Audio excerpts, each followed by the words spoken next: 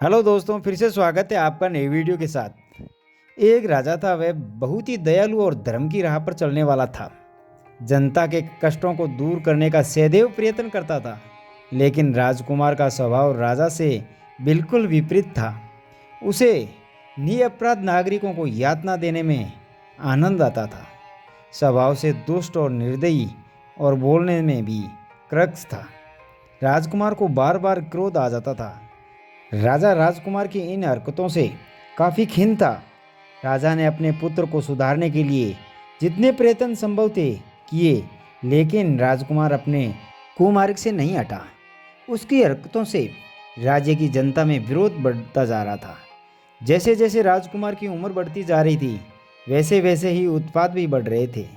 सभी परिजन उससे किसी न किसी तरह मुक्त होना चाहते थे। धीरे धीरे इसकी जानकारी पड़ोस के नगर में रहने वाले एक संत को पड़ी। संत ने सोचा, यह तो एक दिन तानाशाह बनकर नगरवासियों को काफ़ी परेशान करेगा।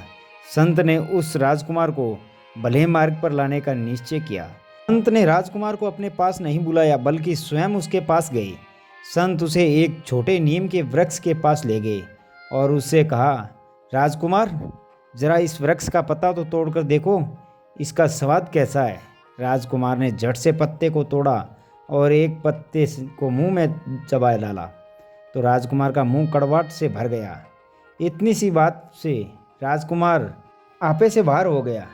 इसके लिए उसने संत को तो कुछ नहीं कहा, परंतु उस पेड़ को अपने नौकरों को आदेश देकर उखाड़ दिया। संत राजकुमार से बोला, अरे राजकुमार, ये आपने क्या किया।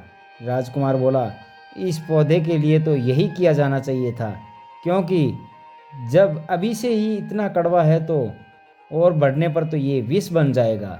संत जी जो कुछ मन में किया था वह ठीक ही किया। संत राजकुमार से ऐसा ही कहलवाना चाहते थे। संत जी बड़े ही गंभीर स्वर में बोले, राजकुमार, तुम्हारे व्यवहार और अत्याचारों से परेशान होकर यदि जनता तुम्हारे से ही भी वही व्यवहार करने को तैयार हो जाए जो तुमने नीम के पौधे के साथ किया, तो इसका तुम्हारे पास क्या इलाज है। इससे राजकुमार को काफ़ी झटका लगा और संत जी द्वारा दिखाई राह पर चलने का निश्चय किया और फिर कभी बुराई की राह पर ना चलने का भी निश्चय किया। तो दोस्तों, हमें हमेशा अच्छे व्यवहार के साथ चलना चाहिए। और मिलते हैं नई कहानी के साथ। तब तक अपना ख्याल रखना और मुस्कुराते रहना। धन्यवाद।